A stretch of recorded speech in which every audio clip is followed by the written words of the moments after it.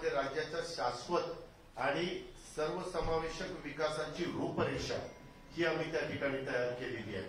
त्याच्यामध्ये केंद्र सरकारच्या वेगवेगळ्या ज्या काही योजना आहेत त्याचाही जास्तीत जास्त बेनिफिट कसा आपल्याला करून घेता येईल याकरता देखील आम्ही एक वेगळी यंत्रणा त्या ठिकाणी निर्माण करतोय आणि केंद्राच्या बिनव्याजी 50 वर्षाच्या मुदतीनं 1.25 लाख कोटी रुपये ते यंदा वेगवेगळ्या राज्यांना मिळवून देणार आहे। त्याच्यातला पण जास्त हिस्सा हा आपल्या राज्याला कसा मिळेल अशा प्रकारे आमचा सगळ्यांचा प्रयत्न त्या ठिकाणी राहणार आहे। तुम्ही जर बघितलं तर आम्ही रस्ते वेगवेगळे असतील म्हणजे राज्यमार्ग असतील आमचे विडीआर असतील ओडीआर असतील ह्या सगळ्या वेगवेगळ्या प्रकारच्या रस्त्यांना आणि काही बाबतीमध्ये तर आम्ही कॉन्क्रीटचे रस्ते करायचं ठरवलेलं आहे।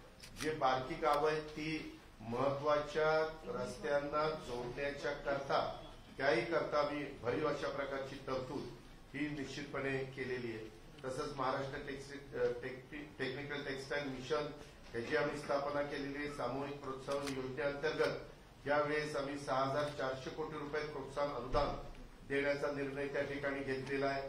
आता आपल्याला माहिती आहे की गडचिरोली जिल्हा स्टील हब होऊ पाहतोय, तिथं खूप मोठ्या माइन्स मध्ये स्टीलचं जे रॉ मटेरियल असतं ते मिळालेलं आहे। त्याच्यावर तिथं रस्ते चांगले करणं नितांत गरजेचं होतं। त्याकरता 500 कोटी रुपयाचे कॉन्क्रीटचे रस्ते आम्ही त्या भागामध्ये करण्याचा निर्णय त्या घेतलेला आहे। अशा खूप काही चांगल्या गोष्टी आणि विमानतळ किंवा रेल्वे किंवा मेट्रो किंवा जलवाहतुकीच्या करता बंदराच्या करता जेटीच्या करता त्या सगळ्या गोष्टीच्या करता किंवा मुंबई इतकी महत्वाची आर्थिक केंद्राचं आहे देशाची आर्थिक राजधानी आहे त्या मुंबईच्या बाबतीमध्ये देखील जे काही सुलभता येण्याच्या करता करोडो रुपयाचे महत्वाचे प्रकल्प आम्ही त्या ठिकाणी घेण्याचा प्रयत्न त्या निमित्तानं केलेला आहे। वाढवण बंदरात झाल्यानंतर तर खूप मोठा आमूलाग्र बदल तुम्हाला महाराष्ट्रामध्ये झालेला त्या ठिकाणी पाहायला मिळेल आणि त्याच्यामुळे तिथं पण अधिकचं लक्ष देऊन तिथं 3रं विमानतळ हे आपल्याला कसं मुंबईचं करता येईल अशा पद्धतीनं आम्ही राज्य सरकारने त्या ठिकाणी ठरवलेले आहे। अशा बऱ्याच काही गोष्टी आम्ही कुठल्याही घटकाला या सगळ्या योजनांच्या बाबतीमध्ये कुठाचं वंचित ठेवलेलं नाहीये। आम्ही प्रत्येकाचा विचार या अर्थसंकल्पामध्ये करण्याचा प्रयत्न केलेला आहे आणि मी मगाशी सांगत होतो की राज्यातले महामार्ग असतील बंदरं असतील विमानतळ असतील जलमार्ग असतील बस वाहतूक असेल रेल्वे असेल मेट्रो असेल या सर्व दळणवळण क्षेत्राशी पुरेशी अर्थसंकल्पीय तरतूद आम्ही त्या ठिकाणी केली आणि दर्जेदार ग्रामीण रस्त्यासाठी राज्य महामार्ग जिल्हा स्तरांना देखील सर्वाधिक आर्थिक पाठबळ देण्याच्या करता अतिशय आग्रह मुख्यमंत्री आणि आमच्या सगळ्या मंत्रिमंडळाचा होता ते पण आम्ही त्याच्यामध्ये व्यवस्थित पार पाडण्याचा प्रयत्न हा या निमित्तानं केलेला आहे।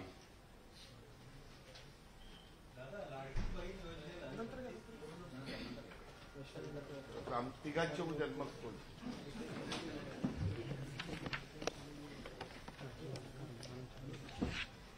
महायुतीच्या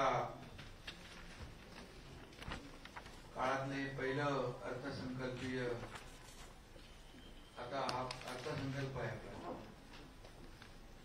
गेल्या वेळेस पण आम्ही तिघं होतो, खुर्च्यांचे थोडे अदला बदल झाले मनात तर काही जात नाही ते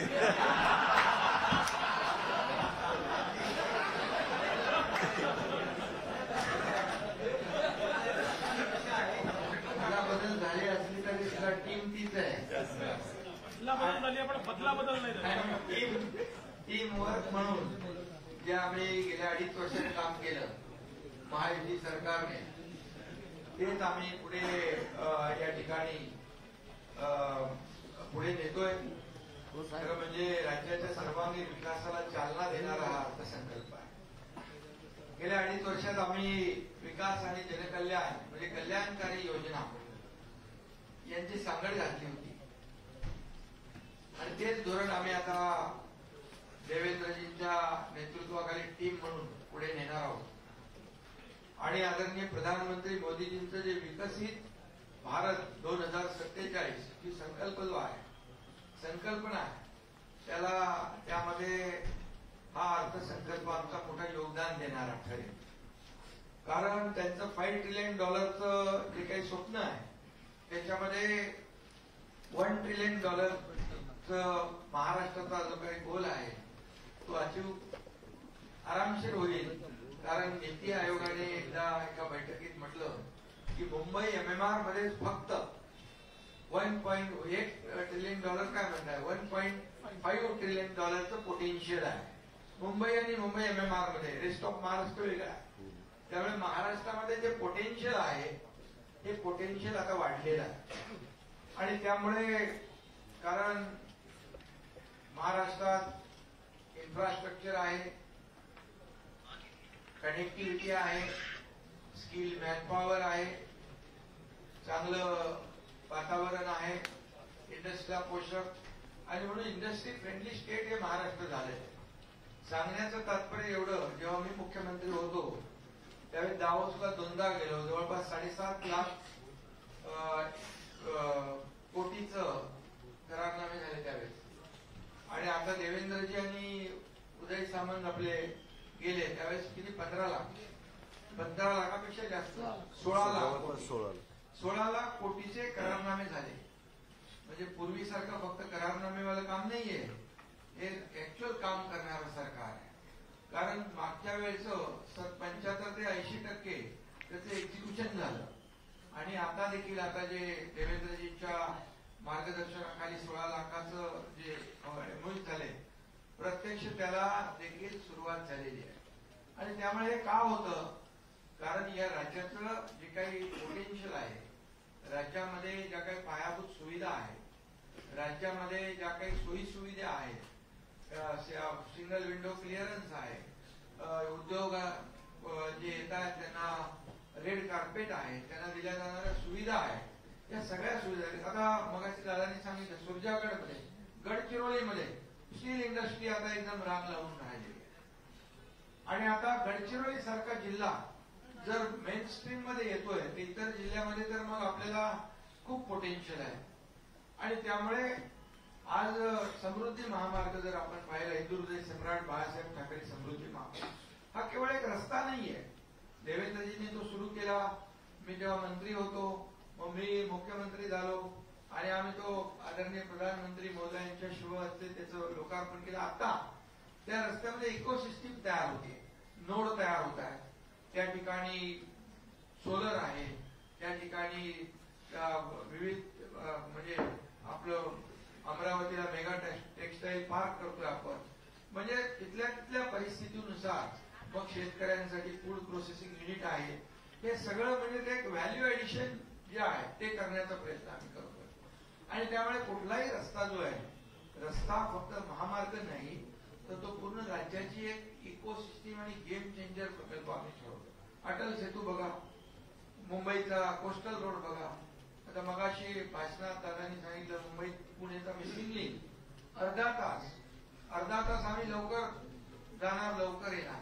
म्हणजे मुंबई पुणेमुळे तिकडे काय झालं, IT पार्क झाले, सर्व्हिस इंडस्ट्री आली, मोबाईल इंडस्ट्री आली, रिअल इस्टेट बूम झालं. म्हणजे एक रस्ता काय करू शकतो असं आम्ही अनेक रस्ते म्हणजे इन्फ्रास्ट्रक्चर या अर्थसंकल्पात घेतलेले आहेत. रस्ते, कनेक्टिव्हिटी. आणि त्यामुळे कनेक्टिव्हिटी महत्वाची आहे. आज मुंबई गोवा कोस्टल मार्ग आम्ही करतोय, सागरी महामार्ग, पर्यटन वाढणार आहे. आणि इतर जे काही, त्यामुळे पर्यटनाला देखील पैसे ठेवले त्याच्यामध्ये. आणि म्हणून जवळपास जे काही 5,000 किलोमीटरचं ग्रीड जे आहे म्हणजे वेगवेगळ्या टप्प्यामध्ये ते आम्ही या ठिकाणी शक्तीपीठ आहे, इतरही रस्ते आहेत. म्हणजे पायाभूत सुविधा खऱ्या अर्थाने ज्या राज्याच्या पायाभूत सुविधांवर खर्च जास्त असतो त्याची प्रगती जास्त पुढे वेगाने होत असते. हे गणित आहे, साधं समीकरण आहे. त्यामुळे या आपण जर बघितलं तर पायाभूत सुविधांसाठी खूप मोठ्या प्रमाणावर निधी आम्ही त्याची आकडेवारी अजितदादांनी दिलेली आहे. त्या आकडेवारी काही नाही. त्यामुळे अमेरिकेचं उदाहरण आपल्याला माहित आहे, त्याची ओळख जी आहे त्याची श्रीमंती रस्त्यामुळे आहे. आणि म्हणून आज कनेक्टिव्हिटीला आम्ही प्राधान्य दिलेलं आहे. फक्त रस्त्याच्या कनेक्टिव्हिटी नाही तर एअरपोर्ट देखील घेतले. आता एक नवीन मुंबईचा होतोय, एक वाढवणचा आम्ही करतोय. इतर जे एअरपोर्ट आहेत ते नाईट लँडिंग आहे, तिथे सोयी सुविधा आहे, ते स्ट्रीप वाढवणे आहे. महाराष्ट्रातले अनेक एअरपोर्ट आम्ही डेव्हलप करतोय. त्यामुळे एअर कनेक्टिव्हिटी झाली, रोड कनेक्टिव्हिटी झाली, ती आम्ही वाढवतोय. आणि त्याचबरोबर रेल्वे जे केंद्र सरकार आम्हाला मदत करते, आदरणीय मोदी साहेबांच्या मार्गदर्शनाखाली आपण पाहिलं की वंदे भारतच्या ट्रेन असतील, रेल्वे ट्रॅक असतील, मग आमचा त्याच्यामधला सहभाग जो आहे तो आम्ही देतोय. म्हणजे air connectivity, rail connectivity, road connectivity, water connectivity आणि मेट्रोची कनेक्टिव्हिटी, या कनेक्टिव्हिटीवर आमच्या सरकारने या अर्थसंकल्पामध्ये भर दिलेला आहे. आणि त्यामुळे मला वाटतं वाहतुकीचा जो काही प्रश्न आहे तिथं वेळ वाचतो, इंधन वाचतं, पोल्युशन वाचतं. त्याचं उदाहरण एक आपल्या समोर अटल सेतू आणि कोस्टल आहे. त्यामुळे राज्याची प्रगती वेगाने होऊ शकते. शेतकऱ्यांबद्दल देखील खूप आम्ही योजना केल्या. मी असताना देखील आताही देवेंद्रजींच्या मार्गदर्शनाखाली अजितदादांनी आजच्या अर्थसंकल्पात शेतकरी हा केंद्रबिंदू मानला आहे. त्याला देखील आम्ही त्या वाऱ्यावर सोडणार नाही. त्याला एआयच्या वापरामुळे आता राज्यामध्ये प्रगत शेतकरी, आधुनिक शेतकरी ही एक संकल्पना पुढे येते आहे. आणि त्यामुळे पुरोगामी महाराष्ट्राचा शेतकरी आता प्रगत शेतकरी असणार आहे. आणि हे देखील आमच्यासाठी खूप चांगलं आहे. सिंचन प्रकल्प गेल्या 2.5 वर्षात आम्ही सिंचन प्रकल्प 146 केले. आपण महाविकास आघाडीचं म्हणाल तर हातावर अधिकार किती होते? सुप्रमा आपण दिल्या, म्हणजे आपण दिल्या आणि त्यांनी 3 दिल्या होत्या. मग 150 सुप्रमा आणि 3 याच्यामधला फरक बघा. आणि आता पण विविध पाणी प्रकल्प जे आहेत, सिंचन प्रकल्प आहेत, एक राज्यामध्ये समतोल साधण्याचा आम्ही प्रयत्न केला. जलयुक्त शिवार योजना देवेंद्रजींनी सुरू केली, ती महाविकासने बंद केली. मराठवाडा वॉटर ग्रीड देवेंद्रजींच्या काळात सुरू झालं, महाविकास आघाडी बंद केली, ते आम्ही सुरू केली.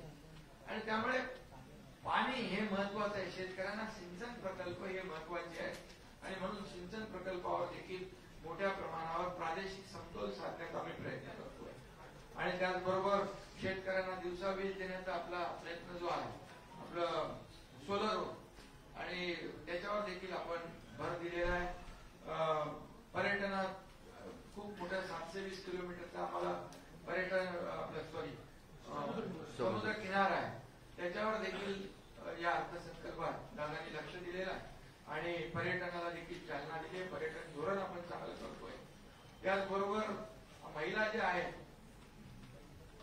एक लाडकी लखपती आहे, मुख्यमंत्री माझी लाडकी बहीण आहे, ती देखील, त्याच्यासाठी देखील आम्ही 36,000 कोटी रुपयाची तरतूद केली आहे. त्यामुळे विरोधक जे आहेत त्यांना बोलण्याचं काही संधी ठेवली नाही. आता ते वाढणार कधी, वाढणार कधी, वाढणार, त्याच्यावर आमचं काम चालू आहे. आता आम्ही जी घोषणा केलेल्या आहेत त्या प्रिंटिंग मिस्टेक नाही आहे, त्या ऍक्च्युअल आम्ही करणार आहोत. जे जे केले ते पंचवार्षिक असतं ना, 5 वर्षाचा आपला वचननामा असतो. त्यामुळे तुम्हाला त्याचं गणित तर केलं पाहिजे. सगळ्या गोष्टी आहेत, पत्रकारांच्या पण सोयी सुविधा आहेत, हेही मिळाल्या पाहिजे. सर्व संजय गांधी योजना, श्रावणबाळी योजना, शेत पगार, कमिटेड एक्सपेंडिचर, हे सगळं करायचं आहे ना. कर्ज काढलंय, त्याचं व्याज द्यायचं आहे ना, सगळं आहे. ही कसरत जी आहे आम्ही योग्य पद्धतीने करतोय. आणि त्यामुळे महिलांचं देखील धोरण जे आहे त्याच्यामध्ये नवीन आपण युनिटी मॉल करतोय. म्हणजे महिलांना फक्त आम्ही 1500 रुपये देऊन थांबलो नाही, तर त्यांना लखपती करायचं आहे, ते देखील आम्ही करतोय. आणि 26 लाख यावेळेस 26 लाख महिला लखपती करण्याचा 26 लाख महिला लखपती करण्याचा, जसं प्रधानमंत्री मोदी साहेबांनी लखपती दिदी, ड्रोन दिदी, त्यांनी देखील उज्ज्वला योजना, जनधन योजना, अशा अनेक योजना, महिलांना आत्मसन्मान, महिलांना आत्मनिर्भर करण्याचं जे त्यांचं संकल्पना आहे त्याच्यात आम्ही योगदान देतो. जसं शेतकऱ्यांना देखील नमो सन्मान शेतकरी योजना ते आम्ही केली आम्ही. आतापर्यंत कधी सततच्या पावसामुळे नुकसान दिलं जात नव्हतं, आम्ही दिलं, देतोय, पुढेही देतोय, देत राहणार. त्यामुळे शेतकरी, महिला आणि मला वाटतं सगळेच, कुठला विभाग असा बाकी ठेवला नाही. सार्वजनिक बांधकाम असेल, परिवहन असेल, नगर विकास असेल, बंदरे असेल, ग्राम विकास, ग्रामीण आणि शहरी, मी सगळं काय बोलत नाहीये. दिव्यांगांसाठी आम्ही हे करतोय, गृहनिर्माण विभागासाठी आम्ही हे करतोय. आणि हे सगळं जे आहे याच्यामध्ये खूप मोठ्या प्रमाणावर सर्व सेक्टरमध्ये आम्ही हे केलेलं आहे की प्रत्येकाला न्याय मिळाला पाहिजे आणि सगळ्यांनाच एक मेन स्ट्रीम मध्ये आणलं पाहिजे. आम्ही सर्वसामान्यांचं सरकार म्हणतो, सर्वसामान्यांच्या सरकारमध्ये सर्वसामान्यांना न्याय देण्याचं काम याचं प्रतिबिंब या आजच्या बजेटमध्ये उमटलेलं आपण पाहतोय. बाकी विरोधक काय बोलतील ते त्यांना ते नेहमी प्रत्येकाला टीका करत असतात. 2.5 वर्ष टीका केली त्यांनी, पण टीका करून करून थकले. पण जनतेने आम्हाला लँडस्लाईड मॅन्डेट दिलं, कारण 2.5 वर्ष आमच्या महायुती सरकारने काम केलं म्हणूनच दिलं. त्यामुळे आताही टीका करतील त्यांना जाऊ दे, टीकाचं उत्तर आम्ही टीकेने देत नाही. परंतु आमचं हे जे काय बजेट आहे ते जमा आणि खर्चाचं बजेट आहे. एवढं सगळं करून आम्ही जे आम्हाला बंधनं आहेत त्याच्या पुढे नाही गेलो. आपण 25% जास्त आम्ही गेलो नाही आणि FRBMच्या 3% आम्ही पुढे गेलो नाही. तिथं पण 2.76 आहे. मगाशी दादानी सांगितलं 25%चं 18.87 आहे. त्यामुळे कुठेही आम्ही उल्लंघन केलेलं नाही आणि सगळं आम्ही म्हणजे आपण तसं ह्याच्यामध्येच आहोत, मर्यादेमध्ये आहोत. आणि म्हणून एकच मी सांगतो की आम्ही पूर्णपणे महायुतीचं सरकार या सर्वसामान्यांच्या पाठीशी उभं राहणार आहे. सर्वसामान्यांचं जे मग महिला आहेत, शेतकरी आहेत, कष्टकरी आहेत, सिनियर सिटीजन आहेत, युवा आहेत, या सगळ्या ज्या काही योजना आहेत त्यांच्या मागे उभं राहण्याचं हे आम्ही कायम या ठिकाणी ठेवणार आहे.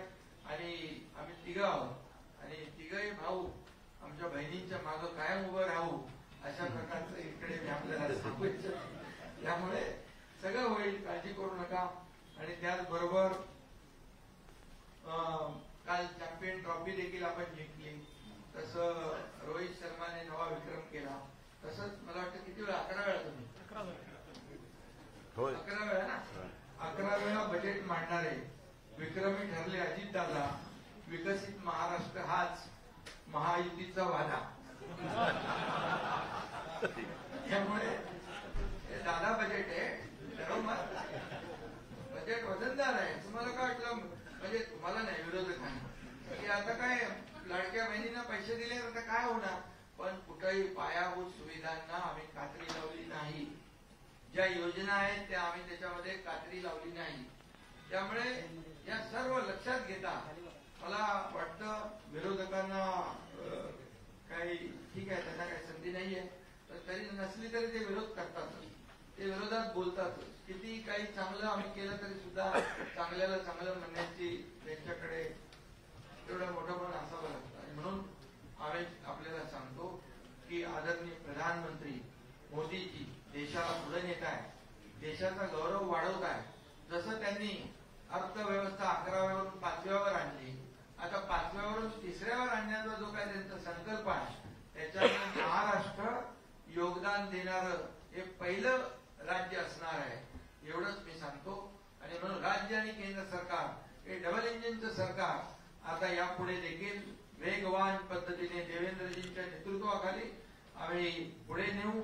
आणि आमचं विकासाची गती आहे, आमचा अजेंडा विकास आहे, विकास विकास विकास आणि लोकाभिमुख कल्याणकारी योजना. धन्यवाद.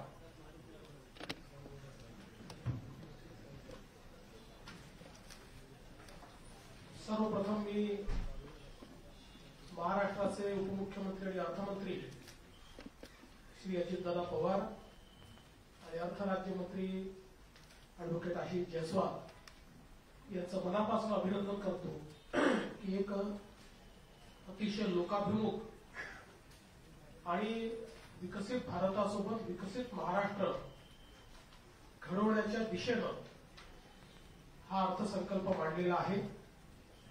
आणि विशेषतः उद्योग, शेती, पायाभूत सुविधा, रोजगार आणि सामाजिक विकास या पंचसूत्रीवर हा अर्थसंकल्प या ठिकाणी आपल्याला काम करताना दिसतोय. अर्थसंकल्पाकडे पाहत असताना निश्चितपणे विविध पॅरामीटर्सवर अर्थमंत्र्यांनी जे काम केलंय ते वाखाणण्यासारखं आहे. याचं कारण विविध योजनांमुळे कमिटेड एक्सपेंडिचर आणि रेव्हेन्यू एक्सपेंडिचर या दोन्ही गोष्टी कमालीच्या वाढलेल्या असताना देखील अर्थसंकल्पाचा बॅलन्स तोल हा कुठेही त्यांनी ठेवू दिलेला नाही.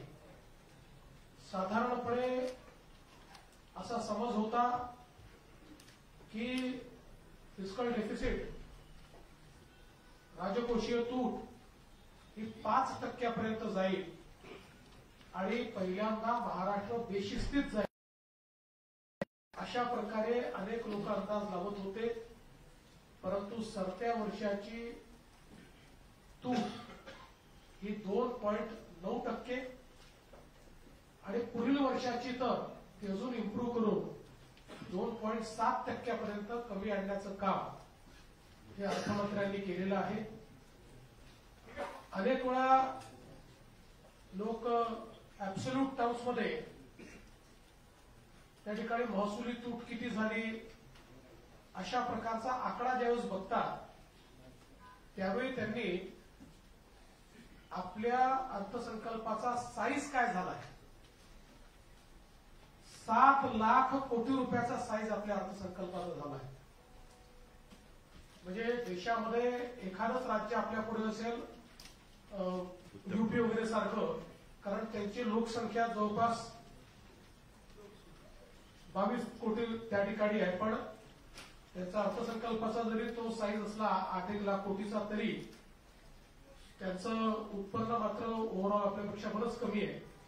हे जरी असलं तरी 7 लाख कोटी रुपयाचा अर्थसंकल्प आज या ठिकाणी सादर झालेला आहे. आणि इतरही पॅरामीटर्सवर जर आपण बघितलं त्याचा उल्लेख या ठिकाणी अर्थमंत्री महोदयांनी आणि शिंदे साहेबांनी केला की आपली जीएसडीपीची वाढ ही देखील अत्यंत चांगली आहे. देशामध्ये 6.4%ची वाढ असताना 7.5% आपण वाढतो. आणि साधारण आपण ट्रेंड बघितला आपला तर गेल्या 10 वर्षामध्ये 2020-21 आणि 21-22 ही 2 वर्ष जर आपण सोडली तर साधारणपणे दरवर्षी 4 ते 5 लाख कोटीने आपला जीएसडीपी वाढतो. आणि म्हणून हे जरी खरं असलं की आपलं कर्ज काही प्रमाणात वाढलेलं आहे तरी आपली कर्ज घेण्याची मर्यादाही वाढलेली आहे. आणि जीएसडीपीच्या 25% आपल्याला कर्ज घेता येतं. अद्यापही आपण 18% आहोत. एकाही वर्षी म्हणजे मागच्या वर्षी लाडकी बहीण योजना आपण घोषित केली आणि त्याची तरतूद आपल्याला करावी लागली तरीही आपण कुठेही आपल्या कर्जाच्या लिमिटचं उल्लंघन हे केलेलं नाही. त्यामुळे मला असं वाटतं की अशा या सगळ्या ज्याला म्हणतात आर्थिक तणावाच्या स्थितीमध्ये किंवा भाराच्या स्थितीमध्ये देखील अतिशय बॅलन्स्ड अशा प्रकारचा हा अर्थसंकल्प या ठिकाणी सादर झालाय. उद्योग क्षेत्रामध्ये महाराष्ट्राची भरारी चाललेली आहे. ही 2 गोष्टींनी आपल्याला त्या ठिकाणी दिसते. एक तर कोविड वर्षानंतरचं वर्ष असल्यामुळे उद्योगाचा ग्रोथ रेट हा देशामध्ये खूप मोठा होता, जो यावर्षी म्हणजे सरत्या वर्षी संपूर्ण देशात कमी आला. तरी देखील देशाच्या तुलनेत महाराष्ट्राचा ग्रोथ रेट चांगला आहे. आपण आर्थिक पाहणीमध्ये देखील बघितलं असेल तर आता स्टार्टअपमध्ये नंबर 1 वर आपण आहोत. आणि सगळ्यात महत्वाचं जीएसटी कलेक्शन आहे. जीएसटी कलेक्शन मध्ये महाराष्ट्र ज्या वेगानं पुढे चाललेला आहे, आपण जर बघितलं असेल तर यावर्षी नॅशनल ऍव्हरेजच्या 7% जास्त कलेक्शन आपलं आहे. साधारणपणे आतापर्यंत नॅशनल ऍव्हरेजच्या 2%, 3%, 4% आम्ही बरसायचो. यावर्षी नॅशनल ऍव्हरेजच्या 7% आपण जास्त कलेक्शन केलेलं आहे. आणि ऍब्सोल्यूट टर्म्स जर आपण बघितलं आज 1.5 लाख कोटीच्या वर आपण चाललेलो आहोत. आपण जर बघितलं तर इतर सगळी राज्य ही साधारणपणे आपल्या अर्ध्या कलेक्शनवर. त्याच्यामुळे औद्योगिक दृष्ट्या महाराष्ट्राची जी काही वाढ होते ती यातनं ध्वनित होते की आपण एफडीआय मध्ये नंबर 1, आपण स्टार्टअपच्या इन्व्हेस्टमेंटमध्ये आणि नंबरमध्ये नंबर 1, आणि आपण जीएसटी मध्ये देखील नंबर 1 या तिन्ही मानकांवर आपण नंबर 1 आहोत. पायाभूत सुविधांच्या संदर्भात अतिशय चांगल्या पद्धतीनं या अर्थसंकल्पाने न्याय दिलेला आहे. विशेषतः एका प्लॅन पद्धतीनं नियोजित पद्धतीनं इन्फ्रास्ट्रक्चर तयार करण्याचा विचार याच्यामध्ये अर्थमंत्र्यांनी मांडलेला आहे, ज्यामध्ये रस्त्यांचा आराखडा पुढच्या 20 वर्षाचा आराखडा तयार करून आणि त्या आराखड्याच्या आधारावर विकास करायचा. कारण अनेक वेळा आपल्याला कल्पना आहे की आम्ही सगळे लोक या आमदाराला इतके दे, त्या आमदाराला इतके दे, या स्कीमॅटिक विकास होत नाही. म्हणून आम्ही तिघांनी हा निर्णय केला, त्याचा एक आराखडा तयार केला आणि त्याच्याकरता एक्सटर्नल फंडिंग आपण उभं केलेलं आहे. त्याच्यामध्ये वर्ल्ड बँक आहे, त्याच्यामध्ये एशियन डेव्हलपमेंट बँक आहे, त्याच्यामध्ये न्यू डेव्हलपमेंट बँक आहे, त्याच्यामध्ये नाबार्ड आहे. या सगळ्यांकडनं हे पैसे घेऊन आपण अगदी गाव रस्त्यापासनं तर हायवेज पर्यंत असं पूर्ण एक जाळं हे विणतो आहोत. आणि त्यामुळे पायाभूत सेवा सुविधांच्या संदर्भात रस्त्यांमध्ये मोठी इन्व्हेस्टमेंट, कॅपिटल इन्व्हेस्टमेंट ही आपण त्या ठिकाणी करतो. पोर्ट असेल, एअरपोर्ट असेल, या सगळ्या गोष्टीत तर मोठी गुंतवणूक होतेच आहे. एक सगळ्यात मोठी गुंतवणूक जी आपल्याला पाहायला मिळते ती घरांमध्ये. कारण आपल्याला केंद्र सरकारने मागचा जो कार्यक्रम होता 2016 ते 2022 या 13 लाख घरं दिली होती. आता पहिल्याच वर्षी आपल्याला 20 लाख घरं दिली आहेत, ज्यातल्या 18 लाखाला मान्यता देऊन जवळपास 16 लाखांच्या खात्यात पैसे गेलेले आहेत.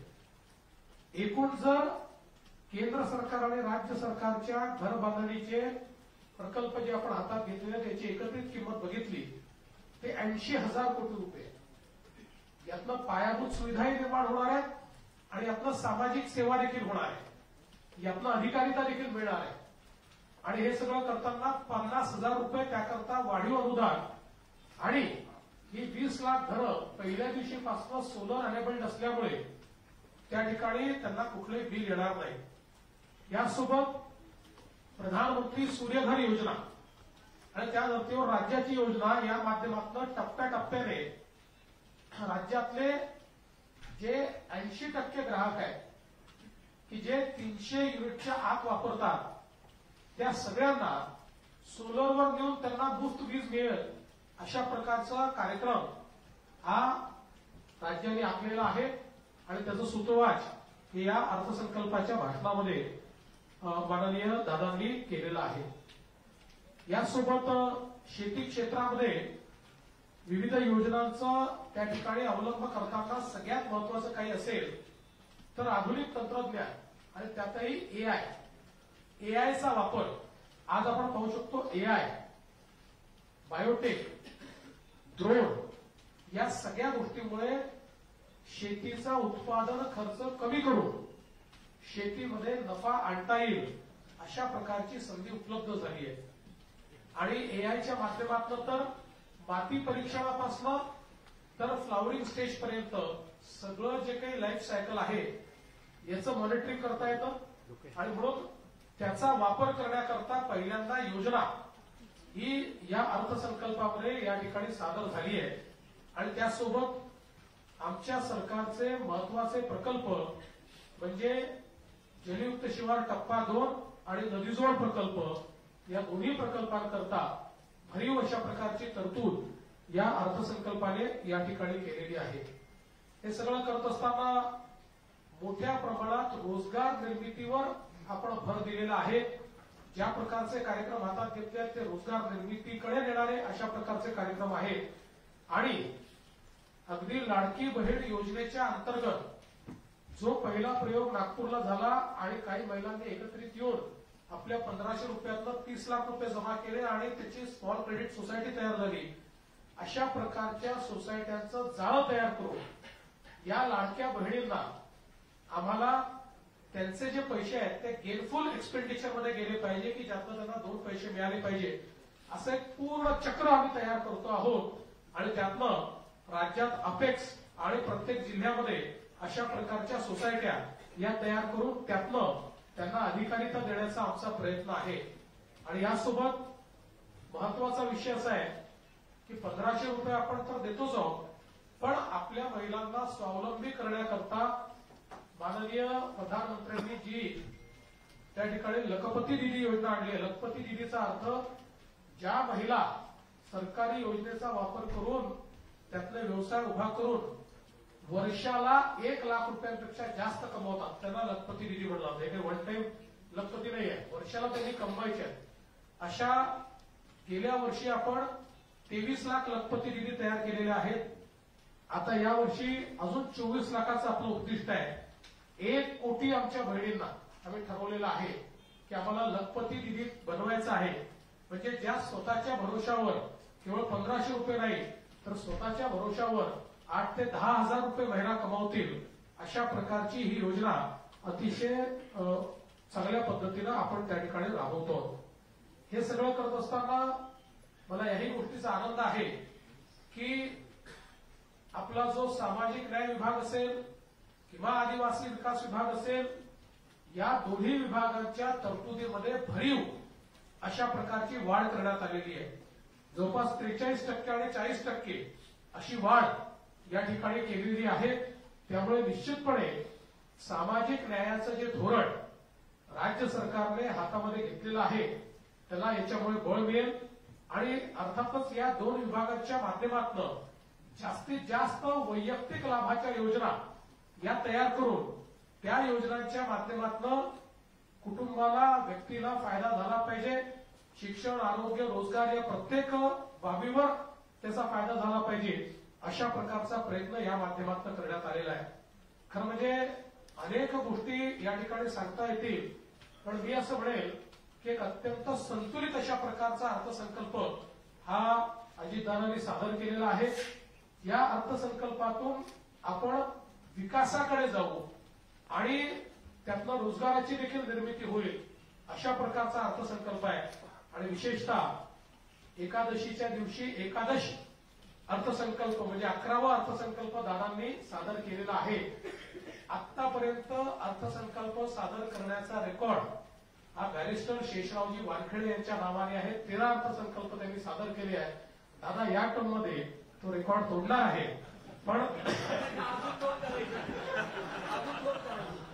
तो रेकॉर्ड तोडत असताना एक अतिशय उत्तम अशा प्रकारचा अर्थसंकल्प त्यांनी दिला. त्याबद्दल त्यांचे मी मनापासून आभार मानतो, त्यांचं अभिनंदन करतो. आणि आम्ही तिघही या अर्थसंकल्पाच्या अनुरूप पुढची वाटचाल होईल अशा प्रकारचा प्रयत्न करू असं मी आश्वासित करतो.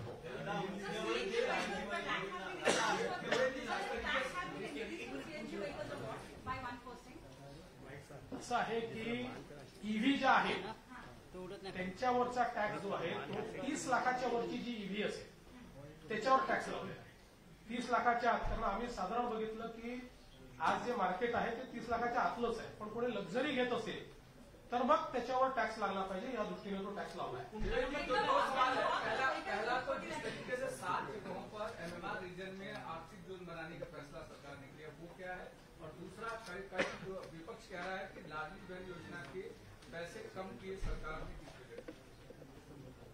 देखिए पहली बात तो ये है कि ये जो जिस प्रकार से हमने एमएमआर हमारे बीकेसी को एक फाइनेंशियल कैपिटल के रूप में उसको हमने स्थापित किया है, एक बिजनेस सेंटर के रूप में स्थापित किया है. इसी प्रकार के बिजनेस सेंटर्स ये 7 जगह पर हम लोग तैयार करना चाहते हैं, क्योंकि बहुत बड़े पैमाने पर आज हमारे यहाँ निवेश आ रहा है. और विशेष रूप से मुंबई एक फिनटेक कैपिटल भी बन गया है और मुंबई ये स्टार्टअप कैपिटल भी बना है. तो ऐसे समय ये बहुत आवश्यक है. आप देख सकते हैं एनपीसीआई यहाँ आ गया, आज नेशनल स्टॉक एक्सचेंज ने भी हमको जगह यहाँ मांग ली है, तो सारी फॉरेन बैंक्स भी यहाँ पर आ चुकी है. तो इसलिए अब हमारे लिए ये वक्त है कि हम लोग इस प्रकार के बिजनेस सेंटर जो हमारे हैं उसको और बड़े पैमाने पर तैयार करें, जिसका उल्लेख हमारे शिंदे जी ने किया कि जो हमने एमएमआर रीजन के ग्रोथ का एक रोड मैप तैयार किया है उसमें एमएमआर रीजन ही 1.5 ट्रिलियन तक जा सकता है, तो उसी योजना का भाग इस प्रकार का ये है। और जहां तक लाडली बहन योजना का सवाल है, कोई पैसे कम नहीं किए, सबको पैसे मिलेंगे, पूरे पैसे मिलेंगे।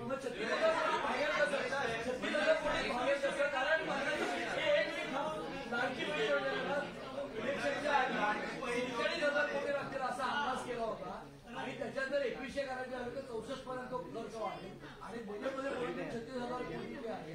तर मुळामध्ये बजेटच्या स्पीडमध्ये राज्यमंत्री नाव रोज आणि आता वाढल्या खर्चाची करणार कशी आहे 46 आणि कमी झालं तर आकडा एक्झॅक्ट किती त्यांचा पहिल्यांदा तर तुमचं लक्षच नव्हतं बजेटमध्ये, त्यांनी सुरुवातच लाडक्या बजेटला केली पण आकडा पुढेही कळत नाही। आकडे सगळे सांगायचे आणि कमी झालाय त्यांनी म्हणून संशय लोक त्यांनी 36,000 कोटी सांगितलं पहिल्यांदा, एक लक्षात ठेवा ऐका ना, एकदम काळजी करू नका, मी शब्दाचा पक्का आहे, बहिणींना नाराज करणार नाही। असं आहे थोडं लक्षात ठेवा की कुठलीही योजना तयार होते त्यावेळी गृहितिक असतं की 3.5 कोटी 3 कोटी आणि फायनली समजा जर ते 2,70,00,000 झाले तर तेवढे पैसे वाचतात ना।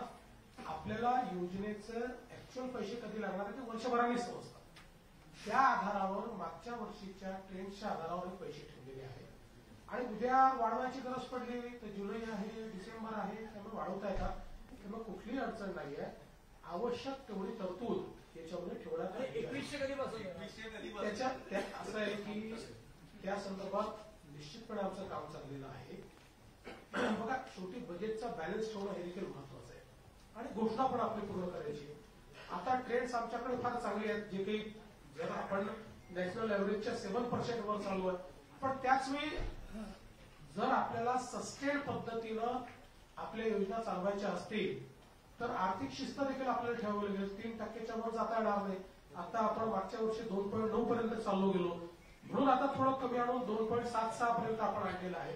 त्यामुळे याचा नीट बॅलन्स तयार करून आणि आता काही संसाधनं देखील आपण वाढवण्याचा प्रयत्न केला, ते करून आपण आम्ही बजेटमध्ये दिलेली आश्वासनं आम्ही नक्की पूर्ण करू। एप्रिल महिन्यापासून 2100 मिळणार नाही असं म्हणता येईल सेफ साईड हो, त्याचा अर्थ तोच आहे की एप्रिल महिन्यात नाही मिळणार, एप्रिल महिन्यात 1500 मिळतील। ज्यावेळी आम्ही सुरू करू, घोषित करू, तुम्हाला आम्ही कसं लपून थोडी घोषित करणार आहोत, आम्ही घोषित करू की पुढच्या महिन्यापासून 2100 त्या महिन्यापासून देऊ।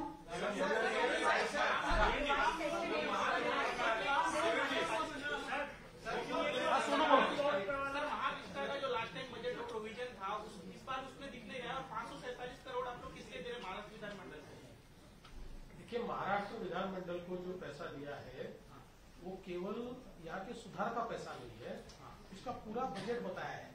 यहाँ पर जितने लोग हैं उनका पगार भी देना पड़ता है, सारी चीजें करनी पड़ती है। तो अपन हमेशा महाराष्ट्र विधानमंडल का जो पैसा होता है उसका अकाउंटिंग हम नहीं करते, वो करते हैं। सिर्फ हम लोग पूरा का पूरा पैसा जो है उनके नाम से रखते हैं और फिर उसका खर्चा वो करते हैं। और जो विस्तार की बात है उसको अभी प्लानिंग स्टेज पर है, इस साल उसको पैसे नहीं लगेंगे।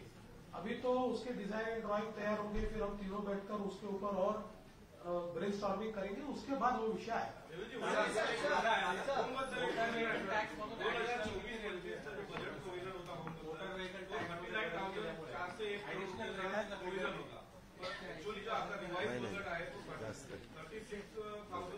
हजार कोटीच्या पुढे एकाचं 670, पुढाचे 170, 1200 कोटीपर्यंत। तुम्ही जे सांगताय ना ते वर्षभरातला तो खर्च होतो। आता काही मागण्या आमच्या जुलैमध्ये येतील, काही मागण्या आमच्या डिसेंबरमध्ये येतील, काही पुढच्या मार्चमध्ये येतील, त्यामुळे फायनली तो खर्च याच्यावरच जातो, कमी होत नाही।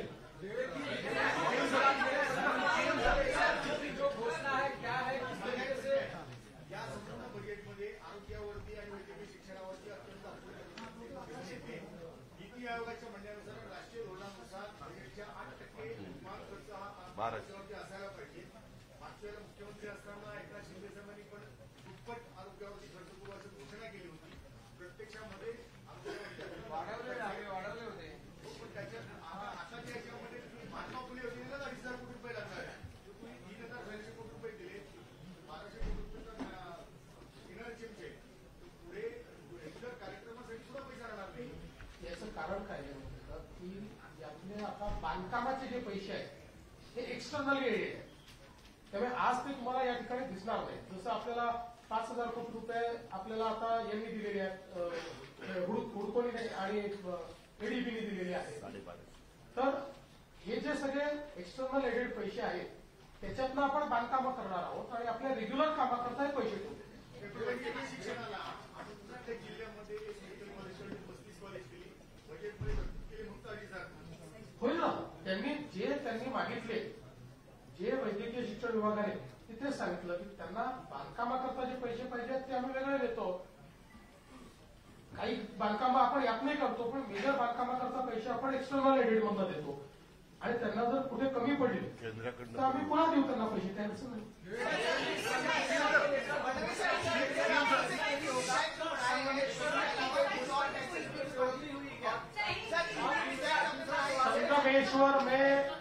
संगमेश्वर में जहां पर छत्रपति संभाजी महाराज अपने अंतिम क्षणों में थे, वो जो सरदेसाई का वाड़ा है, कल ही उनके साथ हमारी बातचीत भी हुई है. हमारे उदय सामंत जी भी उनके घर गए थे, उन्होंने मेरी बातचीत कर दी.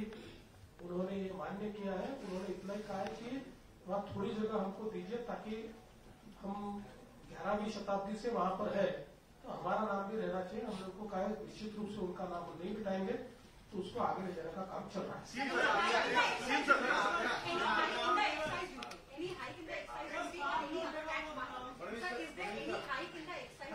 तुम्ही वाचलं ते जिथे जे काय वाढवलं ते सांगितलेलंच आहे. आपने संगमेश्वर के बात किया, शिवाजी का जो मंदिर है सिंधुदुर्ग वाला, उसको लेकर बहुत ज्यादा चर्चा है. साल के 6,000 रुपए उसको अलॉट हो रहे हैं. जब उसको लेकर आप लोगों का कुछ प्लान है, बातचीत हुई है, उसको कैसे करना है? कौन सा मंदिर? शिवाजी का जो मंदिर सिंधुदुर्ग में है.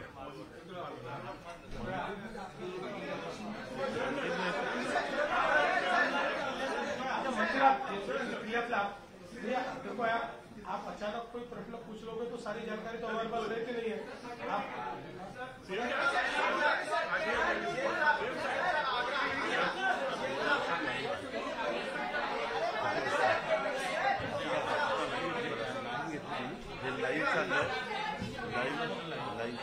काय म्हणाले?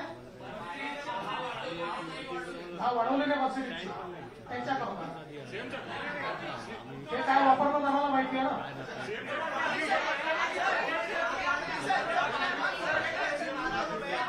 काही तुम्ही ऐकलं नाही का? 20 लाख रुपये ज्या कारला आम्ही जास्तीत जास्त घ्यायचो ते आता 30 लाख केलं ना. मर्सिडीज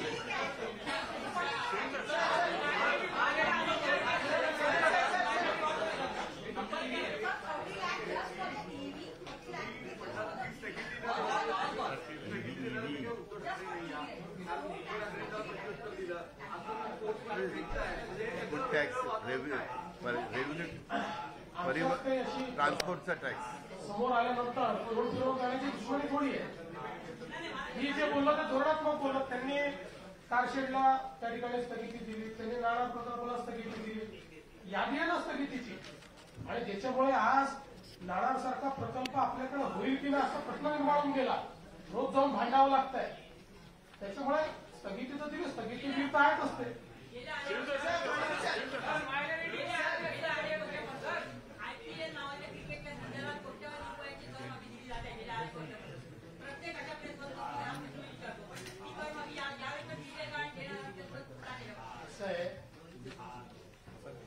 करमाफी वगैरे नाही, काही गोष्टींमध्ये आपण त्यांना सूट देतो. ही जी सूट आहे त्याचा क्वांटम बघा आणि आयपीएल झाल्यामुळे आपल्या इथे येणारा बिझनेस बघा. शेवटी आपण समजा आपल्याकडे कोणी कारखाना लावतो तर कारखाना लावणाऱ्याला प्रोडक्शन इन्सेंटिव्ह देतो ना आपण. तसंच हे आहे की आज समजा आपण जर वेगवेगळे टॅक्सेस लावले, एका मिनिटाकरता लक्षात ठेवा, मुंबईचा व्हेन्यू येणार नाही, दुसरे व्हेन्यू घेतो. आज देशामध्ये व्हेन्यूची कमतरता नाही आहे, नुकसान पण असं आहे. इन्सेंटिव्ह देतच नाही आम्ही. आपण तुम्हाला सांगतो, नुसते पोलीसचे चार्जेस वाढवले, पोलीसचे ज्यावेळेस वाढवले होते त्यावेळेस त्यांनी निर्णय घेतला होता की आता अहमदाबादला करू, आम्ही अजून चेन्नईच्या स्टेडियमवर करू. त्यामुळे शेवटी आपल्याला एक अर्थकारणी बघावं लागतं. आपल्याला माहिती आहे की परवा देशाच्या प्रधानमंत्र्यांनी त्या ठिकाणी सांगितलं की कॉन्सर्ट इकॉनॉमी तयार करा. का तयार करा? कारण हे काही ते लोक जे आहेत त्यांचं कॉन्सर्ट ही काही देशांमध्ये तर त्या कॉन्सर्टमुळे त्यांच्या वर्षभराच्या अर्थव्यवस्थेला फायदा मिळाला. इतकं मोठं कोल्डप्लेनी म्हणजे $2 बिलियन आणि $4 बिलियन त्या ठिकाणी फायदा आला. त्यामुळे तुम्ही जर तात्विक दृष्ट्या म्हणाल तर मी पण म्हणेल कशाला पाहिजे आयपीएलला, इथं एंटरटेनमेंट आहे. पण त्याचा दुसराही बाजू आपल्याला पाहावी लागते की जर आयपीएलमुळे आपल्याकडे लोक येणार असतील, टुरिस्ट येणार असतील, बिझनेस होणार असतील, हॉटेलमध्ये लोक राहणार असतील तर जीएसटीच्या रूपाने त्याच्यात तिप्पट पैसे आपल्याकडे येतात. धन्यवाद. मला दिलाय